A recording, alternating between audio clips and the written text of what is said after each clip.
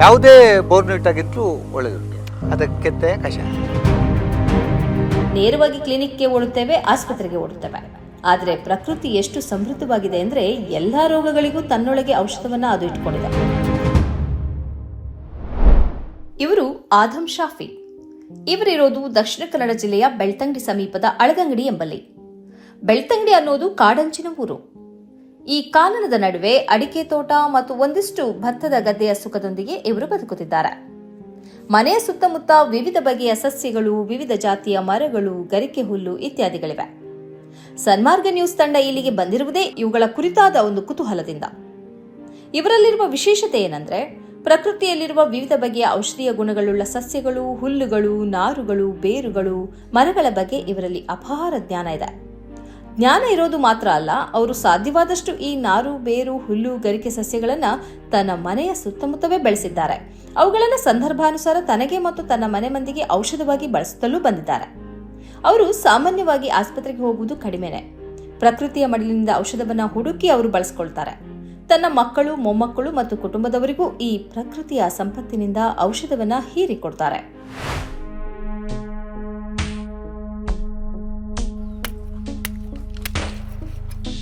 ಇದು ನೋಡಿ, ಇದು ಬೇಂಗದ ಮರ ಅಂತ ಹೇಳ್ತಾರೆ. ಇದನ್ನು ನೋಡಿ, ಇದರ ಕೆತ್ತೆಯಲ್ಲಿ ಭಾಳ ಇಂಪಾರ್ಟೆಂಟ್ ಕಷಾಯ ಮಾಡಲಿಕ್ಕೆ ಆಗ್ತದೆ. ಈ ಕಷಾಯ ಬೋರ್ನ್ವಿಟಾದಾಗ ಆಗ್ತದೆ, ನ್ಯಾಚುರಲ್ ಆಗಿ ಬೋರ್ನ್ವಿಟಾದಾಗ ಆಗ್ತದೆ. ಹಾಲು, ಅದಕ್ಕೆ ಕಲ್ಲು ಸಕ್ಕರೆ ಏನಾದರೂ ಹಾಕಿ ಕುಡಿದ್ರೆ ಭಾಳ ಖುಷಿ ಆಗ್ತದೆ. ಇದು ಶರೀರಕ್ಕೆ ಭಾಳ ಒಳ್ಳೆಯದು. ಹೆಂಗಸರಿಗೂ ತಂಪು ಮತ್ತು ಶರೀರಕ್ಕೆಲ್ಲ ರೋಗ ನಿರೋಧಕ ಶಕ್ತಿ ಜಾಸ್ತಿ ಆಗ್ತದೆ ಅಂತೇಳಿ ಮೊದಲಿನ ಪದ್ಧತಿ.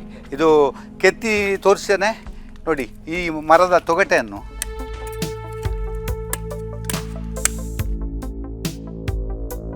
ಈ ಕೆತ್ತೆಯನ್ನು ಕುದಿಸಿ, ತುಂಬ ಕುದಿಸಿ ಹಾಲು ಹಾಕಿ ಕುಡಿಬೇಕು. ತಂಪು. ಇದರಲ್ಲಿ ಕಲರ್ ಬರ್ತದೆ. ಈ ಕಲರ್ ನೋಡಿ, ಈ ರೀತಿ ಕಲರ್ ಬರ್ತದೆ, ಕೆಂಪು ಕಲರ್ ಬರ್ತದೆ.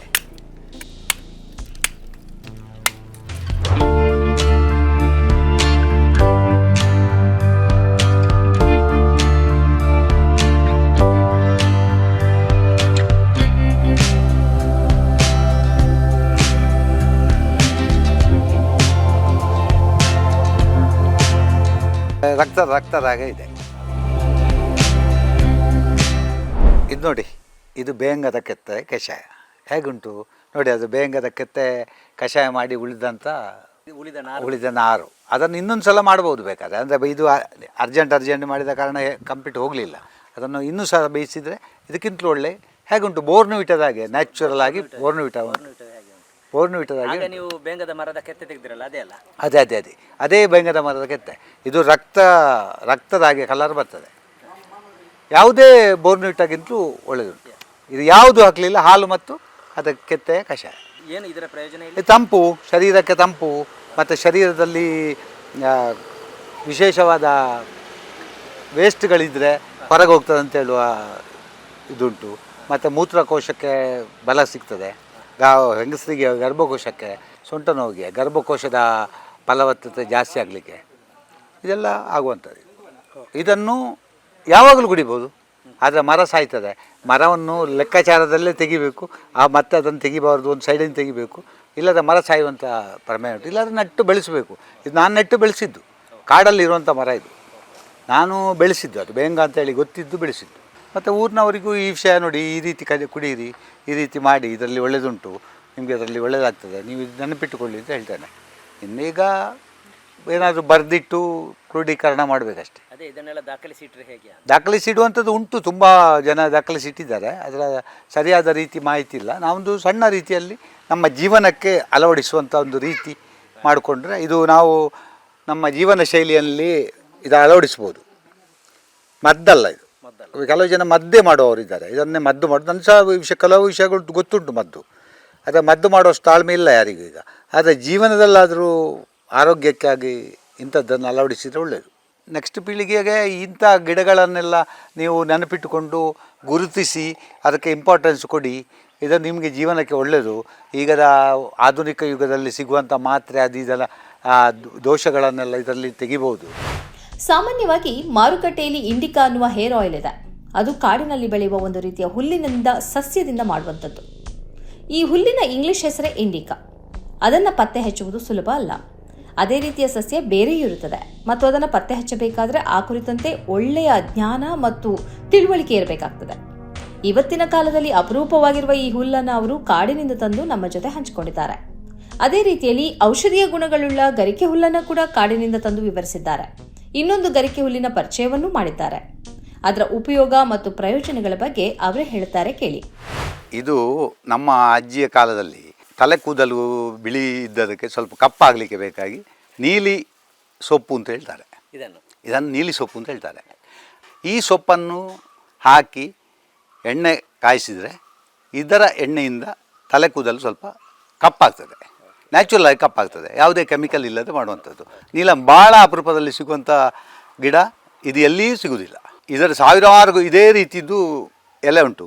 ಆದರೆ ಇದರ ಎಲೆಯಲ್ಲಿ ಎಲ್ರಿಗೂ ಗೊತ್ತಾಗೋದಿಲ್ಲ. ನೀಲಮರಿ ಅಂದರೆ ಇದರ ಎಲೆಯನ್ನು ಕಟ್ ಮಾಡಿದರೆ ಇದು ಲಂಬಾಕೃತಿಯಲ್ಲೇ ಕಟ್ಟಾಗ್ತದೆ, ಅದೇ ಇದು ಬಾಕಿ ಎಲ್ಲ ಹರಿದು ಹೋಗ್ತದೆ. ಮತ್ತು ಇದರಲ್ಲಿ ನೋಡಿ ಈ ರೀತಿಯ ಕಾಯಿ ಆಗ್ತದೆ, ಗೊಂಚಲು ಕಾಯಿ ಬರ್ತದೆ. ಇದು ಕೇರಳದಲ್ಲೆಲ್ಲ ಭಾಳ ಫೇಮಸ್ಸು. ಮತ್ತು ಇಂಡಿಕಾ ಅಂತೇಳಿ ಹೇರ್ ಆಯಿಲ್ ಮಾಡಿದ್ದಾರೆ, ಇದರಿಂದಲೇ ಮಾಡಿದ್ದು, ಇದರಿಂದಲೇ ಮಾಡಿದ್ದು ಅಂತೇಳಿ ಅವ್ರು ಹೇಳ್ತಾರೆ. ಇಂಡಿಕಾ ಅಂತಲೇ ಹೆಸರು ಇದಕ್ಕೆ. ಹಾಂ, ವೈಜ್ಞಾನಿಕವಾಗಿ ಇಂಡಿಕಾ ಅಂತಲೇ ಹೇಳ್ತಾರೆ. ಯಾವುದೋ ಒಂದು ಹೇರ್ ಆಯಿಲ್ನ ಒಂದು ಕಂಪನಿ ಮಾಡಿದವರು ನನ್ನಲ್ಲಿ ಬಂದು ಕೇಳಿದ್ದಾರೆ. ಭಾಳ ಒತ್ತಾಯದ ಪೂರ್ವಕವಾಗಿ ದುಡ್ಡು ಇಷ್ಟು ಕೊಡ್ತೇವೆ ಅಷ್ಟು ಕೊಡ್ತೇವೆ ಅಂತೇಳಿ ದುಡ್ಡು ಕೊಟ್ಟು ಕೊಂಡೋಗಿದ್ದಾರೆ. ನಾನೊಂದು 2-3 kg ಅಷ್ಟು ಕೊಟ್ಟಿದ್ದೇನೆ. ಇಲ್ಲ ಇಲ್ಲ ಇಲ್ಲ ಇಲ್ಲ ಇಲ್ಲ ಭಾರಿ ರ್ಯಾರ್. ಇದು ಅಳಿದು ಹೋಗುವಂಥ ಅಂಚಿನಲ್ಲಿರುವಂಥದ್ದು. ನಾವು ಸ್ವಲ್ಪ ಬೀಜ ಎಲ್ಲ ಅಲ್ಲಲ್ಲಿ ಇದ್ದದನ್ನು ನೋಡಿ ನಾವು ಅದನ್ನು ಅಲ್ಲಿ ಸ್ವಲ್ಪ ಸಂರಕ್ಷಣೆ ಮಾಡ್ತಾ ಇದ್ದೇವೆ ಅಷ್ಟೇ. ಅದು ಇದು ಸಿಗುವಂಥದ್ದಲ್ಲ. ಇದು ಭಾಳ ಊರಲ್ಲಿ ಹುಡುಕಿದರೂ ಸಿಗುವುದಿಲ್ಲ. ಇದು ಅದು ಯಾವ ರೀತಿಯ ಮಣ್ಣಲ್ಲಾಗಬೇಕು ಅಂತೇಳಿ ಸಂಶೋಧನೆ ಮಾಡಿಯೇ ತಿಳಿಬೇಕಷ್ಟೆ.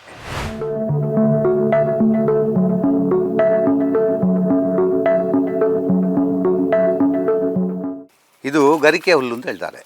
ಇದು ನಮ್ಮ ಸಹೋದರ ಸಮಾಜದಲ್ಲಿ ಇದನ್ನು ಪೂಜಾರ್ಹತೆ ಉಂಟು. ಇದಕ್ಕೆ ಪೂಜೆಗೆಲ್ಲ ಯೂಸ್ ಮಾಡ್ತಾರೆ. ಇದು ಪೂಜೆಗೆ ಅರ್ಹತೆ ಇದ್ದಷ್ಟೇ ನಮಗೆ ಆರೋಗ್ಯಕ್ಕೂ ಭಾಳ ಒಳ್ಳೆಯದು. ಇದರ ಕಷಾಯವನ್ನು ಮಾಡಿ ವಾರಕ್ಕೊಂದು ಸಲ ಎಲ್ಲ ಕುಡಿದ್ರೆ ನಮ್ಮ ಶರೀರದಲ್ಲಿ ರೋಗ ನಿರೋಧಕ ಶಕ್ತಿ ಜಾಸ್ತಿ ಆಗ್ತದೆ. ಕುಡಿದಿದ್ದಾರೆ, ಕುಡಿಬೋದು. ಇದು ಮೊದಲಿನ ಕಾಲದಲ್ಲಿ ಹಿರಿಯವರು ಇರುವಾಗ ಇದನ್ನೆಲ್ಲ ಕಷಾಯ ಮಾಡಿ ಕೊಡ್ತಿದ್ರು. ವಾರದಲ್ಲಿ ಒಂದಿನ ಒಂದೊಂದು ರೀತಿಯ ಕಷಾಯವನ್ನು ಕೊಡ್ತಿದ್ರು. ಆವಾಗ ಕುಡಿದ್ರೆ ನಮಗೆ ಸ್ವಲ್ಪ ಆರೋಗ್ಯ ಸರಿ ಇರ್ತದೆ, ಸಣ್ಣ ಸಣ್ಣ ಕಾಯಿಲೆಗಳು ಬರುವುದಿಲ್ಲ. ಇದು ಬಯಲು ಪ್ರದೇಶದಲ್ಲೆಲ್ಲ ಬೆಳೀತದೆ, ಕಾಡಿನಲ್ಲಿ ಬೆಳೆಯುವಂಥದ್ದಲ್ಲ. ಇದು ಹುಲ್ಲುಗಾವಲಿನಾಗೆ ಖಾಲಿ ಇರುವ ಜಾಗದಲ್ಲಿ ಬೆಳೀತಾರೆ. ಇದು ಬೆಳೀತದೆ. ಎಲ್ರಿಗೂ ಇದರ ಪರಿಚಯ ಸಿಗಲಿಕ್ಕೆ ಚಾನ್ಸ್ ಇಲ್ಲ. ಈಗೆಲ್ಲ ಮಕ್ಕಳಿಗೆ ಇದು ವಿಷಯವೇ ಗೊತ್ತಿಲ್ಲ. ಮತ್ತು ಪೂಜೆಗೆಲ್ಲ ತಗೊಂಡೋಗಿ ಗರಿಕೆ ಹುಲ್ಲು ಅಂತೇಳಿ ಇಷ್ಟು ದೊಡ್ಡದು ಬರೋದಿಲ್ಲ, ಸಣ್ಣ ಸಣ್ಣದು ಸಿಗ್ತದೆ. ಎಲ್ಲಿಯಾದರೂ ಸಿಕ್ಕಿದ್ದನ್ನು ತಗೊಂಡೋಗ್ತಾರೆ. ಇದು ಒಂದು ಸಾಮಾನ್ಯ ಹುಲ್ಲು. ಕೆಲವು ಕಡೆಯಲ್ಲಿ ಸಿಗಲಿಕ್ಕಿಲ್ಲ, ಕೆಲವು ನಮ್ಮಲ್ಲೆಲ್ಲ ಉಂಟು. ನಾವು ಇದನ್ನು ಇಂಪಾರ್ಟೆಂಟ್ ಅಂದರೆ ನಮ್ಮ ಅಜ್ಜಿ ಕಾಲದಲ್ಲಿ ಇದನ್ನು ಕೊಡ್ತಿದ್ರು. ಈಗ ಫೇಸ್ಬುಕ್ಕಲ್ಲಿ ಇದರ ಭಾಳ ಫೋಟೋ ಬಂದು ಭಾಳ ವಿಶೇಷವಾಗಿ ಮಹತ್ವ ಕೊಡ್ತಾ ಇದ್ದಾರೆ. ಆದರೆ ನಮಗೆ ಇದು ಮೊದಲೇ ಗೊತ್ತಿತ್ತು. ಇದು ಕಿಡ್ನಿ ಕ್ಲಿಯರ್ ಮಾಡ್ತದೆ, ಲಿವರ್ ಕ್ಲಿಯರ್ ಮಾಡ್ತದೆ, ಶರೀರದ ರಕ್ತ ಶುದ್ಧಿ ಮಾಡ್ತದೆ ಅಂತೇಳಿ ನಮ್ಗೆ ಗೊತ್ತಿತ್ತು. ನಾವು ವಾರದಲ್ಲೊಮ್ಮೆ ಇದನ್ನು ಯೂಸ್ ಮಾಡ್ತಿದ್ದೆವು ನನ್ನ ಅಜ್ಜಿ ಕಾಲದಲ್ಲಿ. ಇದನ್ನು ಕಷಾಯ ಮಾಡಿ ಒಳ್ಳೆ ಬೇಯಿಸಿ ಸ್ವಲ್ಪ ಬೆಲ್ಲ ಬೇಕಾದರೆ ಬೆಲ್ಲ ರುಚಿಗೆ ಹಾಕಿ, ಬೆಲ್ಲ ಸಕ್ಕರೆ ಹಾಕೋದಿಲ್ಲ, ಬೆಲ್ಲ ಹಾಕಿ ನಾವು ಇದನ್ನು ಕುಡಿತಿದ್ದೆವು. ಸಂಜೆ ಹೊತ್ತಿಗೆ ಇದನ್ನೇ ಒಂದೊಂದು ದಿನ ಒಂದೊಂದು ರೀತಿಯ ಕಷಾಯ ಕೊಡ್ತಿದ್ರು. ಅದರಿಂದಾಗಿ ನಮಗೆ ಸ್ವಲ್ಪ ಆರೋಗ್ಯದಲ್ಲಿ ಹುಮ್ಮಸ್ಸು ಎಲ್ಲ ಉಂಟು ಅಂತೇಳಿ ನಾನು ನಂಬಿಕೊಂಡಿದ್ದೆ. ಇದು ಎಲ್ಲ ಕಡೆಯಲ್ಲಿ ಬರೋದಿಲ್ಲ, ಭಾಳ ಗಟ್ಟಿಯಾಗಿ ಬೇರೂರ್ತದೆ. ನೀರು ಜಾಸ್ತಿ ಇದ್ದಲ್ಲಿ ಚಂದ ಮಾಡಿ ಅದನ್ನು ಕಟ್ ಮಾಡಿ ತೆಗೆದು ತರಲಿಕ್ಕಾಗ್ತದೆ. ಅದನ್ನು ಹಾಗೆ ಬೇಯಿಸಿ ಕಣ್ಣ ಚಾದಾಗೆ ಆಗ್ತದೆ. ಕಾಡಿನಲ್ಲ, ದನ ಕರುಗಳೆಲ್ಲ ಮೇಯುವಂಥ ಜಾಗದಲ್ಲಿ, ಗಾರ್ಡನ್ನಲ್ಲಿ ಅಲ್ಲಿ ಅಪರೂಪದಲ್ಲಿ ಸಿಗ್ತದೆ. ಎಲ್ರಿಗೂ ಇದೇ ರೀತಿಯ ತುಂಬ ಗಿಡಗಳುಂಟು, ಹುಲ್ಲು ಉಂಟು. ಆದರೆ ಇದು ಸ್ಪೆಷಲಾಗಿ ಕೆಲವು ಕಡೆಯಲ್ಲಿ ಬೆಳೀತಾರೆ. ಕಾಡಲ್ಲಿ ಬಯಲಲ್ಲೆಲ್ಲ ನೀರಿರುವಂಥ ಗಾರ್ ಪ್ರದೇಶದಲ್ಲೇ ಆಗೋದು. ಇದು ಪರಿಚಯ ಆಗಬೇಕಂದ್ರೆ ಗೊತ್ತಿದ್ದವರು ಸ್ವಲ್ಪ ತಿಳ್ಕೊಳ್ಳೋದು ಒಳ್ಳೆಯದು. ಅಂದರೆ ಇಂಥದ್ದೇ ತುಂಬ ಹುಲ್ಲುಗಳಿದೆ. ಗರಿಕೆ ಹುಲ್ಲಿದೆ, ಬೇರೆ ಬೇರೆ ಟೈಪಿನ ಹುಲ್ಲುಗಳಿವೆ. ಈ ಜನ್ರೇಷನಿಗೆ ಇದನ್ನು ಉಳಿಸಿಕೊಂಡ್ರೆ ಮುಂದಿನ ಜನ್ರೇಷನ್ಗೆ ಏನಾದರೂ ಪ್ರಯೋಜನ ಆಗ್ಬೋದು. ಔಷಧೀಯ ಸಸ್ಯಗಳ ಬಗ್ಗೆ ಅವರಿಗೆ ಗೊತ್ತಿಲ್ಲದ ವಿಷಯವೇ ಇಲ್ಲ. ಅದು ಎಲ್ಲರಿಗೂ ಗೊತ್ತಿದೆ, ಸಾಮಾನ್ಯ ಎಂದು ಹೇಳಿ ಹೆಚ್ಚಿನ ಸಂದರ್ಭಗಳಲ್ಲಿ ಅವರು ಮುಂದೆ ಹೋಗ್ತಾರೆ. ನಿಜವಾಗಿ ನಗರ ಪ್ರದೇಶದವರಿಗೆ ಬಿಡಿ, ಸಾಮಾನ್ಯ ಗ್ರಾಮೀಣ ಪ್ರದೇಶದವರಿಗೂ ಅಂತಹ ಸಸ್ಯಗಳ ಬಗ್ಗೆ ಗೊತ್ತೇ ಇರುವುದಿಲ್ಲ. ಇವತ್ತು ಅಲೋವೆರಾ ಎನ್ನುವುದು ವಾಣಿಜ್ಯ ಬೆಳೆಯಾಗಿ ಗುರುತಿಸಿಕೊಂಡಿದೆ. ಆದರೆ ಇದು ಅವರ ಮನೆಯ ಅಂಗಳದಲ್ಲೇ ಇದೆ. ಹೆಚ್ಚಿನ ಔಷಧೀಯ ಗುಣಗಳುಳ್ಳ ಸಸ್ಯಗಳನ್ನು ಅವರು ತನ್ನ ಮನೆಯ ಸುತ್ತಮುತ್ತಲೇ ಬೆಳೆಸಿದ್ದಾರೆ. ಇನ್ನೊಂದು ಬಹುಮುಖ್ಯವಾದ ಅಂಟುವಾಳ ಅಥವಾ ನೊರೆಕಾಯಿ. ಹಿಂದಿನ ಕಾಲದಲ್ಲಿ ಸಾಬೂನು ಇರಲಿಲ್ಲ. ಸ್ನಾನ ಮಾಡುವುದಕ್ಕೂ ಬಟ್ಟೆ ತೊಳೆಯುವುದಕ್ಕೂ ಅವರು ಬಳಸುತ್ತಿದ್ದುದು ಇದೇ ನೊರೆಕಾಯಿಯನ್ನ. ಅದನ್ನ ಅವರು ಪ್ರಾತ್ಯಕ್ಷಿಕೆಯ ಮೂಲಕ ತೋರಿಸಿದ್ದಾರೆ. ಇದು ಲೋಳೆ ಸರ ಅಂತ ಹೇಳ್ತಾರೆ, ಅಲೆವೇರ. ಇದರ ಒಳಗಿನ ತಿರುಳನ್ನು ತಲೆಗೆ ಹಾಕಿದರೆ ತಲೆಯ ಹೀಟು ತಂಪಾಗ್ತದೆ, ತಲೆಗೆ ಭಾಳ ಒಳ್ಳೆಯದು. ಮತ್ತು ಇದರ ಒಳಗಿನ ಲೋಳೆಯನ್ನು ತಿನ್ಬೋದು, ಲೋಳೆಯನ್ನು ತಿನ್ಬೋದು. ಮತ್ತು ಇದಕ್ಕೆ ಜೇನುತುಪ್ಪ ಮತ್ತು ಈ ಲೋಳೆಯನ್ನು ಮಿಕ್ಸ್ ಮಾಡಿದರೆ ನೋವಿನ ಜಾಗಕ್ಕೆ ಹಾಕಿದರೆ ನೋವು ನಿವಾರಕ ಹೌದು. ಶುಗರ್ನವರಿಗೆ ಇದರ ಒಳಗಿನ ಲೋಳೆಯನ್ನು ತೆಗೆದು ಒಳ್ಳೆ ಕಚ್ಚಿ ತಿಂದರೆ ಒಳ್ಳೆ ಕೈ ಉಂಟು, ತಿನ್ಬೋದು ಹೇಗೆ ಸಿಗ್ತದೆ. ಇದು ಬೇಕು ಅಂತಾದರೆ ನೆಡಬೇಕು, ಅದರ ಇಂಪಾರ್ಟೆನ್ಸ್ ಗೊತ್ತಿದ್ದರೆ ನೆಡಬೇಕು. ನಾವು ನೆಡ್ತೇವೆ, ಈ ತಲೆಗೆ ಹಾಕ್ಲಿಕ್ಕೆ ಆಗ್ತದೆ. ನಾವು ಶುಗರ್ ಪೇಷಂಟ್ ಇದನ್ನು ತಿಂದರೂ ಇದರಲ್ಲಿ ಲಾಭ ಉಂಟು, ತಲೆಗೆ ಹಾಕ್ಬೋದು. ಮತ್ತು ದನಗಳಿಗೆ ಕೆಚ್ಚಲು ಬಾವು ಆದರೆ ಜೇನುತುಪ್ಪ ಮತ್ತು ಇದನ್ನು ಮಿಕ್ಸ್ ಮಾಡಿದರೆ ಕೆಚ್ಚಲು ಬಾವು ಹೋಗ್ತದೆ. ನಾಮದ ಬೇರು ಇದು ಎಲ್ಲ ಕಡೆಯಲ್ಲಿ ಸಿಗ್ತದೆ, ಆದರೂ ಇದರ ಇಂಪಾರ್ಟೆನ್ಸ್ ಯಾರಿಗೂ ಗೊತ್ತಿಲ್ಲ. ಇದರ ಬೇರು ತುಂಬ ದಪ್ಪ ಬರ್ತದೆ, ಭಾಳ ಗಟ್ಟಿಯಾಗಿ ಅಗ್ದು ತೆಗಿಬೇಕಾಗ್ತದೆ. ಈ ಬೇರನ್ನು ತಿಳಿ ನೀರಲ್ಲಿ ಕುಪ್ಪಿಯಲ್ಲಿ ಹಾಕಿ ಆ ನೀರನ್ನು ನಾವು ಕುಡಿದು ಆರೋಗ್ಯಕ್ಕೆ ಭಾಳ ಒಳ್ಳೆಯದು. ರೋಗ ನಿರೋಧಕ ಶಕ್ತಿಗಳು ಮತ್ತು ಇನ್ಫೆಕ್ಷನ್, ಸೋಂಕಿಗೆ ಇದು ಮದ್ದು. ಇದನ್ನು ನೀವು ಪರಿಮಳ ಸಹ ಉಂಟು, ಇದು ಒಳ್ಳೆ ಚಂದ ಪರಿಮಳ ಸಹ ಉಂಟು. ನೀರಲ್ಲಿ ಹಾಕಿದರೆ ನೀರು ಸಹ ಶುದ್ಧಿ ಆಗ್ತದೆ ಅಂತೇಳಿ ನಮ್ಮಲ್ಲಿ ಪ್ರತೀತಿ. ನಾಮದ ಬೇರು ಅಂತ ಹೇಳ್ತಾರೆ, ನಡುವಲ್ಲಿ ಒಂದು ನಾಮ ಉಂಟು, ನಾಮದ ಬೇರು ಅಂತ ಹೇಳ್ತಾರೆ. ಎಲ್ಲ ಕಡೆಯಲ್ಲಿ ಸಿಗ್ತದೆ. ಅದ ಪರಿಚಯ ಇದ್ದವರಿಗೆ ಮಾತ್ರ ಗೊತ್ತುಂಟು, ಎಲ್ಲರಿಗೂ ಗೊತ್ತಿಲ್ಲ. ಕೇರಳದಲ್ಲಿ ಇದರದ್ದು ಶರ್ಬತ್ತೆ ಮಾಡ್ತಾರೆ, ನನ್ನಾರಿ ಶರ್ಬತ್ ಅಂತೇಳಿ. ನನ್ನಾರಿ ಶರ್ಬತ್ ಅಂತೇಳಿ ಅದೊಂದು ಭಾಳ ಇಂಪಾರ್ಟೆನ್ಸ್ ಮಾಡಿ ಆ ಶರ್ಬತ್ ಮಾಡಿ ತುಂಬ ಜನ ಇದರದ್ದೇ ಶಾಪ್ ಮಾಡಿದ್ದು ಸಹ ಉಂಟು. ಇದರ ಬೇರು ಅಂತ ತರ್ತಾರೆ. ಈಗ ನನ್ನಾರಿ ಸಿಗದಿದ್ದರೆ ಬೇರೆ ಯಾವುದಾದ್ರು ಬೇರೆ ಹಾಕ್ಲಿಕ್ಕೂ ಸಾಕು. ನೋಡಿ, ಅಂಟುವಾಳ ಅಂತ, ಇದನ್ನು ಮೊದಲಿನ ಕಾಲದಲ್ಲಿ ಬಟ್ಟೆ ತೊಳಿಲಿಕ್ಕೆ, ಸ್ನಾನ ಮಾಡಲಿಕ್ಕೆ ಎಲ್ಲ ಇದನ್ನು ಯೂಸ್ ಮಾಡ್ತಿದ್ರು. ಇದರಲ್ಲಿ ಒಳ್ಳೆ ಸ್ಮೆಲ್ ಸಹ ಉಂಟು. ಎಲ್ಲ ಬಟ್ಟೆ ತೊಳಿಲಿಕ್ಕೆಲ್ಲ ಭಾಳ ಇಷ್ಟ ಇತ್ತು. ಈಗ ಯಾರೂ ನೋಡೋದಿಲ್ಲ. ಈ ಮರಗಳನ್ನು ಉಳಿಸಿ ಬೆಳೆಸಿದರೆ ಮನೆಯೊಳಗೆ 20,000 ಗಟ್ಟಲೆ ರೂಪಾಯಿ ಖರ್ಚು ಮಾಡುವಂಥದ್ದು ನಿಲ್ಬೋದು. ನೀರಲ್ಲಿ ಹಾಕಿ ಗುದ್ದಿ ಮನೆಯನ್ನು ತೊಳಿಲಿಕ್ಕೆ, ಬಾತ್ರೂಮ್ ತೊಳಿಲಿಕ್ಕೆಲ್ಲ ಇದನ್ನು ಯೂಸ್ ಮಾಡಿದರೆ ಶರೀರಕ್ಕೂ ಒಳ್ಳೆಯದು, ಆರೋಗ್ಯಕ್ಕೂ ಒಳ್ಳೆಯದು, ಎಲ್ಲಕ್ಕೂ ದುಡ್ಡು ಸಹ ಉಳಿತದೆ. ಇದನ್ನೆಲ್ಲ ಇದು ಮಾಡಿದರು. ಮೊದಲಿನ ಕಾಲದಲ್ಲಿ ಸಾಬೂನಿಗೆ ಇದೇ ಬೇಕಿತ್ತು, ಈಗ ಕೆಮಿಕಲ್ ಹಾಕಿ ಸಾಬೂನು ಮಾಡ್ತಾರೆ. ಇದು ಹಾಕೋದಿಲ್ಲ, ನ್ಯಾಚುರಲ್. ಮೊದಲು ಇದು ನೊರೆಕಾಯಿ, ಅಂಟುವಾಳ ಅಂಥೇಳಿ ಸಾಬೂನು ತಯಾರಿಕೆಗೆ ಹೋಗ್ತಿತ್ತು. ಈಗ ಯಾರಿಗೂ ಬೇಡ. ಈ ನೊರೆಕಾಯಿಯನ್ನು ನೀರಲ್ಲಿ ಸ್ವಲ್ಪ ಅದ್ದಿದರೆ ನೊರೆ ಬೇಕಾದಷ್ಟು ನೊರೆ ಬರ್ತದೆ. ಯಾವುದೇ ಶಾಂಪಿಗಿಂತಲೂ ಜಾಸ್ತಿ ನೊರೆ ಬರ್ತದೆ. ಇದನ್ನು ನಾವು ಸಣ್ಣದಿರುವಾಗ ಬಟ್ಟೆ ತೊಳಿಲಿಕ್ಕೆಲ್ಲ ಇದೆ. ತಲೆಗೆ ಸ್ನಾನ ಮಾಡಿದ ಸಹ ಉಂಟು ಇದರಲ್ಲಿ, ಒಳ್ಳೆದಿತ್ತು. ಆವಾಗ ಈ ರಿಂಗ್ ವರ್ಮ್ ಅದು ಇದೆಲ್ಲ ಹೋಗ್ತದೆ. ತುಂಬ ಇಲ್ಲಿ ಕ್ವಿಂಟಲ್ ಗಟ್ಟಲೆ, ಟನ್ ಗಟ್ಟಲೆ ಕೊಂಡೋಗ್ತಿದ್ರು, ಆಗ್ತಿತ್ತು. ಈಗ ಕೆಮಿಕಲ್ ಹಾಕ್ತಾರೆ. ನೊರೆಕಾಯಿ ಯಾರಿಗೂ ಬೇಡ, ಸೋಪಿಗಾಗಿಯೇ ಹೋಗುವ ಕಚ್ಚಾ ವಸ್ತು ಇದು ಈಗ ಇಲ್ಲ. ಇದು ಮಾತ್ರ ಈಗಲೂ ಯಾವುದೇ ಶ್ಯಾಂಪುಗಿಂತ, ಯಾವುದೇ ನೊರೆ ಬರುವುದಕ್ಕಿಂತ ಜಾಸ್ತಿ ನೊರೆ ಬರ್ತದೆ. ಒಂದು ಕಾಯಲ್ಲಿ ಬಂದದ್ದು ಇದು ಎಲ್ಲ ಬಟ್ಟೆ ಭಾಳ ಕ್ಲೀನ್ ಆಗ್ತದೆ. ಅದಲ್ಲದೆ ಸ್ಮೆಲ್ ಉಂಟು, ಒಂದು ಸ್ಮೆಲ್, ಕಂಫರ್ಟ್ ಅಂತೇಳಿ ಬರ್ತದಲ್ಲ, ಆ ರೀತಿಯ ಸ್ಮೆಲ್. ಕಣ್ಣಿಗೆ ಸ್ವಲ್ಪ ಉರಿ ಬರ್ತದೆ ಅಷ್ಟೇ, ತಲೆಗಾಗಿ. ಈ ಆದಮ್ ಶಾಫಿ ಅವರು ಹೇಳುವ ಕೆಲವೊಂದು ಸಸ್ಯಗಳ ಉಪಯೋಗವನ್ನು ನೋಡಿದರೆ ಅದ್ಭುತ ಎನಿಸ್ತದೆ. ನಾವೆಲ್ಲ ಶೀತದಿಂದ ಹಿಡಿದು ತಲೆನೋವಿನವರೆಗೆ ಪ್ರತಿಯೊಂದಕ್ಕೂ ಅಲೋಪತಿ ವೈದ್ಯ ಪದ್ಧತಿಯನ್ನೇ ಅವಲಂಬಿಸಿದ್ದೇವೆ. ನೇರವಾಗಿ ಕ್ಲಿನಿಕ್ಗೆ ಓಡುತ್ತೇವೆ, ಆಸ್ಪತ್ರೆಗೆ ಓಡುತ್ತೇವೆ. ಆದರೆ ಪ್ರಕೃತಿ ಎಷ್ಟು ಸಮೃದ್ಧವಾಗಿದೆ ಅಂದರೆ ಎಲ್ಲ ರೋಗಗಳಿಗೂ ತನ್ನೊಳಗೆ ಔಷಧವನ್ನು ಅದು ಇಟ್ಕೊಂಡಿದೆ. ಈ ಆದಮ್ ಶಾಫಿಯವರು ಈ ಬಗ್ಗೆ ವಿವರಿಸುವಾಗ ರೋಮಾಂಚನವಾಗ್ತದೆ. ಇದು ನೀಲಿ ಶಂಖಪುಷ್ಪ ಅಂತ ಹೇಳ್ತಾರೆ. ಇದರ ಹೂವನ್ನು ಚಹಾ ಹುಡಿಯ ಬದಲಿಗೆ ಹೂ ಹಾಕಿ ಚಹಾದಾಗೆ ಕುಡಿಲಿಕ್ಕೆ ಆಗ್ತದೆ. ಇದರಿಂದ ರೋಗ ನಿರೋಧಕ ಶಕ್ತಿ ಜಾಸ್ತಿ ಆಗ್ತದೆ, ಶರೀರಕ್ಕೆ ಭಾಳ ತಂಪು, ಮತ್ತು ಕ್ಯಾನ್ಸರ್ ಸಹ ಬರುವುದಿಲ್ಲ. ಕ್ಯಾನ್ಸರಿಗೆ ಕೀಮೋಥೆರಪಿಯಾಗಿ ಆ್ಯಕ್ಷನ್ ತಗೊಳ್ತದೆ ಅಂತೇಳಿ ಹೇಳ್ತಾರೆ. ಇದು ಹೂ ಆಗ್ತದೆ. ಇದು ಇವತ್ತು ಈಗ ಬಿಸಿಲಿನ ಹೊತ್ತಿಗಾಗಿ ಕಾಣುವುದಿಲ್ಲ, ಇಲ್ಲದೆ ಚಂದದ ಇದು ಎಲ್ಲರ ಮನೆಯಲ್ಲಿದೆ. ಆದರೆ ಇದು ರೋಗಕ್ಕೆ ಮದ್ದು ಅಂತೇಳಿ ಗೊತ್ತಿಲ್ಲ, ಇದನ್ನು ನೆಗ್ಲೆಕ್ಟ್ ಮಾಡಿದ್ದಾರೆ. ಈಗಾಗಲೇ ಫೇಸ್ಬುಕ್, ವಾಟ್ಸಪ್ಪಲ್ಲಿ ಇದರ ಪ್ರಕ್ರಿಯೆ ನಡೀತಾ ಉಂಟು. ಈಗ ಇದನ್ನು ಜಾಗೃತಿ ಆಗಲಿಕ್ಕೂ ಸಾಕು, ಎಲ್ಲ ಕಡೆಯಲ್ಲಿ ಉಂಟು. ಇದು ನೋಡಿ, ಪುಣುಕುಡು ನಾರು, ಪುಣುಕುಡು ಅಂತ ಈಗ ಯಾರಿಗೂ ಗೊತ್ತಿಲ್ಲ. ಇದರ ವೈಜ್ಞಾನಿಕ ಹೆಸರೇನು ಗೊತ್ತಿಲ್ಲ, ನಮ್ಮ ಹಿರಿಯವರು ಹೇಳುವ ಹೆಸರು ಗೊತ್ತುಂಟು. ಇದರ ಕಾಂಡ ಬೀಳಲುಂಟು, ಆ ಬೀಳಲನ್ನು ತೆಗೆದರೆ ಅದರ ಒಳಗಿರುವಂಥ ನಾರಿನಿಂದ ಹಾಲಿಗೆ ಹಾಕಿ ಕೊಟ್ಟರೆ ಮಕ್ಕಳಿಗೆ ಜೀವನಿರೋಧಕ ಶಕ್ತಿ ಹೆಚ್ಚಾಗ್ತದೆ ಅಂತೇಳಿ ಪ್ರತೀತಿ. ನನ್ನ ಮಕ್ಕಳಿಗೆ ನಾನು ಆರ್ಟಿಫಿಷಿಯಲ್ ಫುಡ್ ಕೊಡಲಿಲ್ಲ, ಇದೇ ಪುಣುಕುಡ್ನ ನಾರನ್ನು ತೆಗೆದು ಮಕ್ಕಳಿಗೆ ಕೊಟ್ಟಿದ್ದು. 4 ಜನರಿಗೆ ಕೊಟ್ಟಿದ್ದೇನೆ. ಈಗ ಜನರಿಗೆ ಗೊತ್ತೇ ಇಲ್ಲ ಇದರ ನಾರನ್ನು ಸ್ವಲ್ಪ ದಪ್ಪ ಆಗ್ತದೆ. ಆ ಮಗು ತಾಯಿ ಇಲ್ಲದ ಮಕ್ಕಳನ್ನು ಸಹ ಈ ನಾರಿದ್ದರೆ ಸಾಕ್ಬೋದು ಅಂತೇಳಿ ಮೊದಲಿನ ಪದ್ಧತಿ. ನಾನು ನನ್ನ ಮಕ್ಕಳಿಗೆ ಇದೇ ಕೊಟ್ಟಿದ್ದೇನೆ, ನಾನು ಸಹ ಕುಡಿದಿದ್ದೇನೆ ಅಂತ ಹೇಳಿದ್ದಾರೆ. ನನ್ನ ಅಜ್ಜಿ ನನಗೆ ಸಹ ಕೊಟ್ಟಿದ್ದಾರೆ. ರೋಗ ನಿರೋಧಕ ಶಕ್ತಿ ಜಾಸ್ತಿ ಆಗ್ತದೆ. ಇದನ್ನು ಯಾರೂ ಈಗ ನೋಡುವವರಿಲ್ಲ. ಬೀಳಲು ಬರೋದು, ಆ ಬೀಳಲನ್ನು ತುಂಡು ಮಾಡಬೇಕು. ಸಿಪ್ಪೆಯ ಒಳಗೆ ಒಂದು ನಾರು ಸಿಗ್ತದೆ, ಆ ನಾರನ್ನು ತೆಗೆದು ಹಾಲಿಗೆ ಹಾಕಿ ಕೊಡೋದು, ಒಣಗಿಸಿ ಇಟ್ಕೊಳ್ಬೋದು. ನಾನು ಮೊನ್ನೆ ನನ್ನ ಮಗಳಿಗೆ ದುಬೈಗೆ ಕೊಂಡೋಗುವಾಗ ಇದನ್ನು ಒಣಗಿಸಿ ಕೊಟ್ಟಿದ್ದೇನೆ, ಮಗುವಿಗೆ ಹಾಲಿಗೆ ಹಾಕಿ ಕೊಡು ಅಂತ. ಅಂದರೆ ರೋಗ ನಿರೋಧಕ ಶಕ್ತಿ ಜಾಸ್ತಿ ಆಗ್ತದೆ, ಮಕ್ಕಳಿಗೆ ಆ್ಯಕ್ಟಿವಿಟೀಸ್ ಎಲ್ಲ ಸ್ವಲ್ಪ ಹುಷಾರಾಗ್ತಾರೆ ಅಂತೇಳಿ.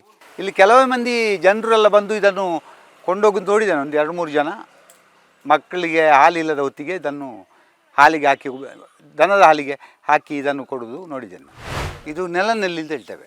ಇದು ಎಲ್ರಿಗೂ ಗೊತ್ತಿದ್ದ ವಿಷಯ. ಈ ಜಾಂಡಿಸಿಗೆ ಮದ್ದು. ಹಿಂದಿನ ಕಾಲದಲ್ಲಿ ಜಾಂಡಿಸಿಗೆ ಇದೇ ಮದ್ದಲ್ಲಿ ಗುಣ ಆಗ್ತಿತ್ತು. ಈಗ ಇದರ ಕಷಾಯ ಮಾಡಿ ಕುಡಿದ್ರೆ ಆ ಲಿವರಿನ ಆರೋಗ್ಯಕ್ಕೆ ಭಾಳ ಒಳ್ಳೆಯದು. ಆಯುರ್ವೇದಿಕಲ್ಲಿ ಕಷಾಯಗಳನ್ನು ಮಾಡಿ ಬರ್ತದೆ. ಆದರೆ ನಾವು ನಮ್ಮಲ್ಲಿರುವಂಥದ್ರಲ್ಲಿ ನಾವೇ ಕಷಾಯ ಮಾಡಿದರೆ ಭಾಳ ಇಂಪಾರ್ಟೆಂಟ್, ಭಾಳ ಒಳ್ಳೆಯದು. ತಂಪು ಬೇರೆಲ್ಲ ಕಿಡ್ನಿ ಸ್ಟೋನಿಗೆ ಸಹ ಇದು ಸಹ ಲಾಭ ಉಂಟು. ತುಂಬ ಶರೀರಕ್ಕೆ ಯಾವುದೇ ಎಫೆಕ್ಟ್ ಇಲ್ಲ. ಮಾತ್ರ ತಿಂಗಳು ಕಟ್ಟಲೆ ಕುಡಿಬಾರ್ದು. ಸ್ಟಿರಾಯ್ಡಲ್ಲಿ ನ್ಯಾಚುರಲ್ ಸ್ಟಿರಾಯ್ಡ್. ಓಕೆ, ಇದು ಎಲ್ಲೆಲ್ಲ ಬೆಳೀತದೆ ಅಂತ? ಎಲ್ಲ ಕಡೆ ಬೆಳೆಯುತ್ತೆ ಅಥವಾ ಸಪರೇಟ್ ಇಂಥ ಜಾಗ ಉಂಟಾ? ಎಲ್ಲ ಕಡೆಯಲ್ಲಿ ಬೆಳೆಯುವುದಿಲ್ಲ, ಕೆಲವು ಕಡೆಯಲ್ಲಿ ಬೆಳೀತದೆ. ನಮ್ಮ ತೋಟದಲ್ಲಿ ನಾನು ಇದನ್ನು ಹಾಗೆ ಉಳಿಸಿದರೆ ಇದರ ಬೀಜದಿಂದ ಬೀಜ ಆಗ್ತದೆ. ಹಾಗೆ ನಾವು ಕೆಲವು ಕಡೆಯಲ್ಲಿ ಹಾಗೆ ಬಿಟ್ಟಿದ್ದೇವೆ. ಅದು ನಮಗೆ ಬೇಕು, ಆವಾಗ ಕಷಾಯ ಮಾಡಿ ಕುಡಿಬೋದು. ನಾವಂದರೆ ನಮ್ಮಲ್ಲಿ ಒಂದು ಇದುಂಟು, ವಾರದಲ್ಲಿ ಒಂದು ದಿನ ಒಂದೊಂದು ರೀತಿಯ ಕಷಾಯ ಕುಡಿಯೋದು ಪದ್ಧತಿ ಉಂಟು. ನಾವು ಅದು ಕುಡಿತೇವೆ, ಆರೋಗ್ಯಕ್ಕೆ ಎಲ್ಲದಕ್ಕೂ ಒಳ್ಳೆಯದು. ಇದರಲ್ಲೇನೂ ಸೈಡ್ ಎಫೆಕ್ಟ್ ಇಲ್ಲ. ಇದರಲ್ಲಿ 2 ವಿಧ ಉಂಟು, ಕೆಂಪಿದು ಸಹ ಉಂಟು. ಕೆಂಪಿದ್ದು ಬೇರೆ ರೀತಿ ಉಂಟು, ಇದು ಬಿಳಿ. ಪವರಲ್ಲಿ ಅದು ಬೆನ್ನು ನೋವಿಗೆ ಮಾತ್ರ ಅದು ಹೆಚ್ಚು ಇಂಪಾರ್ಟೆಂಟ್. ಬೆನ್ನು ನೋವು ಬಿಳಿ ಇದರಲ್ಲಿ ಕೆಂಪು ಬರುವಂಥದ್ದು. ಮತ್ತು ಕಿಡ್ನಿ ಸ್ಟೋನಿಗೆ ಸ್ವಲ್ಪ ಅದು ಜಾಸ್ತಿ ಪವರ್ ಉಂಟು ಅದರಲ್ಲಿ. ಇದು ಬಾಕಿ ಎಲ್ಲದಕ್ಕೆ ಇದು ಹೈಯೆಸ್ಟ್ ಪವರ್ ಇರೋದು ಇದರಲ್ಲಿ ಬಿಳಿ ನೆಲನೆಲ್ಲಿ ಅಂತ ಹೇಳ್ತಾರೆ. ಇದರಲ್ಲಿ ಅಡಿಯಲ್ಲೊಂದು ನೆಲ್ಲಿ ಆಕಾರದಲ್ಲಿ ಇದು ಕಾಯಿ ಬರ್ತದೆ. ಮುಜು ತಪ್ಪು ಅಂತ ಹೇಳ್ತೇವೆ. ಇದು ಭಾಳ ತಂಪು. ಇದು ನಿಮಗೆ ಮಲಬದ್ಧತೆ ಆಗಿದ್ದರೆ, ಇಲ್ಲದ್ರೆ ಶರೀರ ಭಾಳ ಹೀಟಾಗಿದ್ದರೆ ಇದರ 4 ಎಲೆಗಳನ್ನು ಕೊಂಡೋಗಿ ನೀರಲ್ಲಿ ಕಿವಿಚಿ ಆಗುವಾಗ ಲೋಳೆ ಆಗ್ತದೆ. ಆ ಲೋಳೆಯನ್ನು ಸ್ವಲ್ಪ ಕಲ್ಸಕ್ಕರೆ ಅಲ್ಲ ಇದ್ದರೆ ಬೆಲ್ಲ ಹಾಕಿ ಕುಡಿದ್ರೆ ಭಾಳ ತಂಪಾಗ್ತದೆ. ಬರೇ ಹೊಟ್ಟೆಗೆ ಕುಡಿದ್ರೆ ಭಾಳ ತಂಪಾಗ್ತದೆ. ಇದು ಭಾಳ ಒಳ್ಳೆ ಮದ್ದು. ಒಳ್ಳೆ ಸ್ಮೆಲ್, ಪರಿಮಳ ಸಹ ಒಳ್ಳೆ ಪರಿಮಳ ಉಂಟು. ಇದು ಒಳ್ಳೆ ಪರಿಮಳದ ಒಂದು ಇದು. ಇದನ್ನು ಯಾರೂ ವಿಶೇಷವಾಗಿ ಮಹತ್ವ ಕೊಡಲಿಲ್ಲ. ಇದು ಗೊತ್ತಾದರೆ ಭಾಳ ಒಳ್ಳೆಯದು. ನಾವೆಲ್ಲ ಹೀಟಾದ ಕೂಡಲೇ ಇದನ್ನೇ ಕಿವುಚಿ ಭಾಳ ಈಸಿಯಾಗಿ ಯೂಸ್ ಮಾಡಲಿಕ್ಕೆ ಆಗ್ತದೆ. ನೋಡಿ, ಇದೇ ಈ ರೀತಿಯ ಪೊದರು ಮರ ಆಗ್ತದೆ. ಅದನ್ನು ಗೊತ್ತಾದ ಕೂಡಲೇ ಕಡಿಯದೆ ಹಾಗೆ ಬಿಟ್ಟರೆ ಅದು ಉಳಿತದೆ. ಅಲ್ಲೊಂದು ಕಡೆಯಲ್ಲಿ ಒಂದು ಉಂಟು, ಅಲ್ಲಿ ಒಂದು ಕಡೆಯಲ್ಲೆಲ್ಲ ಬಿಟ್ಟಿದ್ದೇನೆ ನಾನು, ನನಗೆ ಬೇಕು ಅಂತೇಳಿ. ಉರಿಮೂತ್ರ ಇದ್ದರೆ ಮತ್ತು ತಂಪು, ಬೆನ್ನು ನೋವು, ಇದೆಲ್ಲ ತಂಪಿನಿಂದ ಉಷ್ಣ ಇದ್ದರೆ ಹಾಗೆ ಆಗೋದು. ಆಗ ತಂಪು ತಗೊಂಡ ಕೂಡಲೇ ಇದು ಕಡಿಮೆ ಆಗ್ತದೆ. ಇದು ಅದಕ್ಕಾಗಿಂದಲೇ ಗೊತ್ತಿಲ್ಲ, ನಮಗೆ ತಿಳಿಸಿದವರು ತಂಪು ತಳಿ ಒಂದು ಹೇಳಿದ್ದಾರೆ. ಆದರೂ ನಮಗೆ ಉರಿಮೂತ್ರಕ್ಕೂ ಇದಾಗ್ತದೆ. ಇವರ ವಿಶೇಷತೆ ಏನಂದ್ರೆ, ಇವರು ಎಲ್ಲೂ ಕೂಡ ತಾನು ಈ ಔಷಧೀಯ ಸಸ್ಯಗಳ ಜ್ಞಾನವುಳ್ಳ ವ್ಯಕ್ತಿ ಎಂದು ಹೇಳಿಕೊಂಡೇ ಇಲ್ಲ. ಊರಿನವರು, ಅಕ್ಕಪಕ್ಕದವರು ಮತ್ತು ಇವರ ಬಗ್ಗೆ ಗೊತ್ತಿರುವವರು ಇವರ ಬಳಿಗೆ ಬರ್ತಾರೆ. ಇವರಲ್ಲಿ ಆ ಸಸ್ಯಗಳ ಬಗ್ಗೆ ಕೇಳಿ ಪಡ್ಕೊಂಡು ಹೋಗ್ತಾರೆ. ಇವರು ಕಾಡಿಗೆ ಹೋಗಿ ಕೆಲವೊಮ್ಮೆ ಇಂತಹ ಸಸ್ಯಗಳನ್ನು ಕಿತ್ತು ತಂದು ಅವರಿಗೆ ಕೊಡುವುದಿದೆ. ತನ್ನ ಮನೆಯ ಅಕ್ಕಪಕ್ಕದಲ್ಲಿ ಬೆಳೆಸಿದ ಔಷಧೀಯ ಗುಣಗಳುಳ್ಳ ಸಸ್ಯಗಳನ್ನು ಕೊಟ್ಟು ಸಹಕರಿಸುವುದೂ ಇದೆ. ಅವರು ತಾನು ಈ ಸಸ್ಯಗಳ ಬಗ್ಗೆ ತಿಳಿದುಕೊಂಡಿರುವುದರ ಬಗ್ಗೆ ಹೇಳ್ಕೊಂಡಿದ್ದಾರೆ. ನೀವು ಹಲವು ಸಸ್ಯಗಳ ಬಗ್ಗೆ ನಮಗೆ ಹೇಳಿದಿರಿ ಮತ್ತು ಇನ್ನೂ 100 ಸಾವಿರಾರು ಇದೆ ಅಂತಲೂ ನೀವು ಹೇಳಿದಿರಿ. ನಿಮಗೆ ಇಷ್ಟು ಬಳ್ಳಿಗಳ, ಈ ಔಷಧೀಯ ಗಿಡಗಳ ಬಗ್ಗೆ ಹೇಗೆ ಪರಿಚಯ ಆಯಿತು? ಯಾರು ಹೇಳಿಕೊಟ್ರು ಅಂತ? ನನ್ನ ಹಿರಿಯರು, ನನ್ನ ತಾಯಿ, ನನ್ನ ಅಜ್ಜಿ, ಇವರೆಲ್ಲ ಈ ಮದ್ದು ಮಾಡ್ತಿದ್ರು. ನನಗೆ ಸಣ್ಣದರಲ್ಲೇ ಇಂಥ ಮದ್ದಿನ ವಿಷಯದಲ್ಲಿ ಭಾಳ ಇಂಟ್ರೆಸ್ಟ್. ಸ್ವಲ್ಪ ಬುದ್ಧಿ ಬೆಳೆಯುವಾಗ ನಾನು ಅದನ್ನು ನೆನಪಿಟ್ಟುಕೊಂಡ ಕಾರಣದಿಂದ ನನಗೆ ನೆನಪುಳಿಯಿತು. ಮತ್ತು ನನಗೆ ಸ್ವಲ್ಪ ಇಂಟ್ರೆಸ್ಟ್ ಇದರಲ್ಲಿ. ಇದು ನ್ಯಾಚುರಲ್ ಆದ ಮದ್ದೆಲ್ಲ ತಗೊಳ್ಬೇಕು, ಇದು ನೆಕ್ಸ್ಟ್ ಜನ್ರೇಷನ್ಗೆ ಬರಬೇಕು ಅಂತೇಳಿ ಒಂದು ಇಂಟ್ರೆಸ್ಟ್ ಇತ್ತು. ಅದರಿಂದಾಗಿ ನಾನು ಇದನ್ನೆಲ್ಲ ನೆನಪಿಟ್ಕೊಂಡು. ನಿಮ್ಮ ತಂದೆಯವರು ಅಥವಾ ತಾಯಿಯವರು ಇಂಥ ಬಳ್ಳಿಯನ್ನು ತರುವಾಗ ನಿಮ್ಮನ್ನು ಕರ್ಕೊಂಡು ಹೋಗ್ತಿದ್ರು. ನಾನು ಕೇಳ್ತಿದ್ದೆ, ನಾನು ಪ್ರಶ್ನೆ ಮಾಡ್ತಿದ್ದೆ, ಇದೆಂಥದ್ದು, ಇದಕ್ಕೆ ಹೆಸರು ಎಂಥದ್ದು ಅಂತ ಕೇಳ್ತಿದ್ದೆ. ಆ ಕೇಳಿದ ಕಾರಣ ನನಗೆ ನೆನಪುಳಿಯಿತು. ಅವರು ಭಾಳ ಚಂದ ಮಾಡಿ ವಿವರಣೆಗೆ ಹೇಳ್ತಿದ್ರು. ನೋಡಿ ಹೀಗೆ ನೋಡಿ, ಹೀಗೆದ್ದೆ ಇನ್ನೊಂದು ಗಿಡ ಉಂಟು, ಅದಲ್ಲ ನೋಡಬೇಕು ಅಂತೇಳಿ ಅಂತ ವಿಷಕಾರಿ ಸಸ್ಯಗಳನ್ನು ಸಹ ಪರಿಚಯ ಮಾಡಿದ್ದಾರೆ. ಇದು ಹಿಂದಿನ ಕಾಲದಲ್ಲಿ ನಾವು ಹೇಳ್ತಾ ಇದ್ದೇವೆ, ಹಿಂದಿನವರಿಗೆ ನೋಡಿ, ಹಿಂದಿನವರಿಗೆ ಇವತ್ತಿನ ಹಾಗೆ ಆಸ್ಪತ್ರೆ ಇರಲಿಲ್ಲ, ಇವತ್ತಿನಂಥ ಯಾವ ಫೆಸಿಲಿಟಿಯೂ ಇರಲಿಲ್ಲ. ಆದರೆ ಅವರೆಲ್ಲ ತುಂಬ 80 ವರ್ಷ 70 ವರ್ಷ ಹೀಗೆ ಒಳ್ಳೆಯ ಬದುಕನ್ನು ಬದುಕಿ ಬಾಳಿದ್ದಾರೆ. ಆಸ್ಪತ್ರೆಗೆ ಹೋಗದೆ ಡೆಲಿವರಿ ಕೂಡ ಎಲ್ಲರೂ ಮನೆಯಲ್ಲಿ ಆಗ್ತಾಯಿದ್ದು. ಅದೆಲ್ಲ ಹೇಗೆ ಆಯಿತು ಅಂದರೆ, ಈ ಕಾಲದಲ್ಲಿ ಆಸ್ಪತ್ರೆಗೆ ಹೋಗದೆ ಯಾವುದೂ ಆಗೋದಿಲ್ಲ. ಏನು ಇದರ ಈ ಬಳ್ಳಿಗಳ ಔಷಧೀಯ ಸಸ್ಯಗಳ ಪರಿಣಾಮವ ಹೇಗೆ? ಹೌದು, ಔಷಧ ಸಸ್ಯಗಳನ್ನು ನಾವು ಈಗ ಉಪಯೋಗ ಮಾಡೋದಿಲ್ಲ. ಒಂದು. ಎರಡನೇದಾಗಿ ನಾವು ತಿನ್ನುವಂಥ ಆಹಾರಗಳೆಲ್ಲ ಕೆಮಿಕಲ್ಸ್.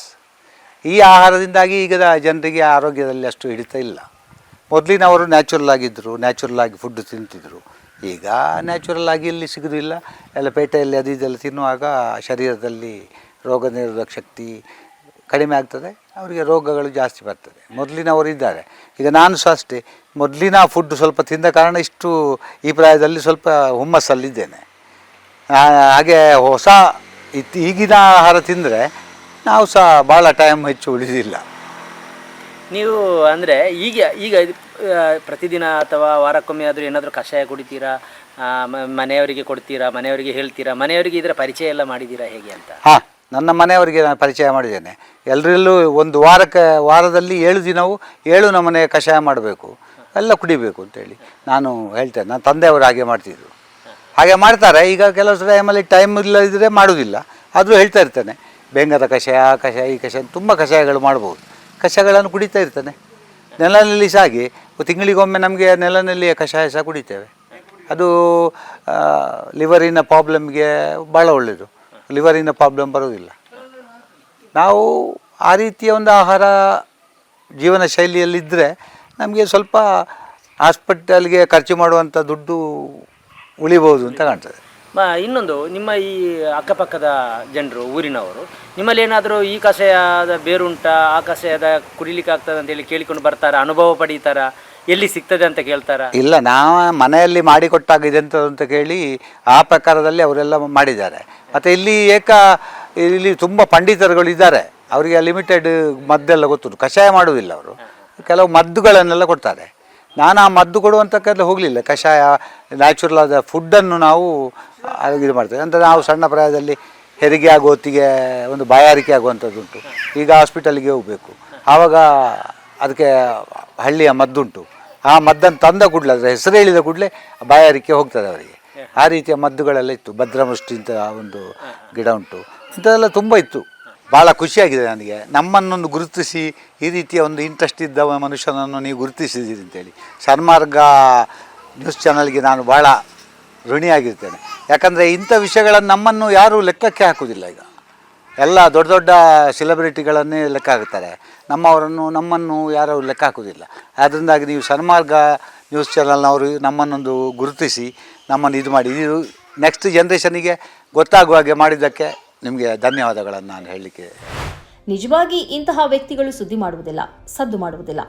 ತಮ್ಮನ್ನ ನಾಗರಿಕ ಸಮಾಜಕ್ಕೆ ದೊಡ್ಡ ಮಟ್ಟದಲ್ಲಿ ಪರಿಚಯಿಸಿಕೊಳ್ಳುವುದೂ ಇಲ್ಲ.